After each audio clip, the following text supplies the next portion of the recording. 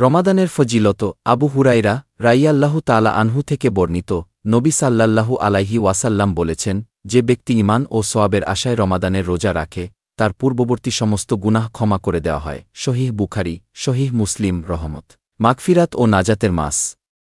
সালমান আল ফারিসি রাইয়াল্লাহু তাআলা আনহু বলেন, রাসূলুল্লাহ সাল্লাল্লাহু আলাইহি ওয়াসাল্লাম শাবানের শেষ দিনে বলেছিলেন, এটি এমন একটি মাস যার প্রথম অংশ রহমত, মধ্য অংশ মাগফিরাত এবং শেষ অংশ জাহান্নাম থেকে মুক্তির মাধ্যম। শুআবুল রহমান। রোজাদারের জন্য জান্নাতের বিশেষ দরজা। নবী সাল্লাল্লাহু আলাইহি ওয়াসাল্লাম বলেছেন, জান্নাতে রায়ান নামে একটি দরজা রয়েছে, যেখানে কিয়ামতের দিন কেবল রোজাদাররাই প্রবেশ করবে।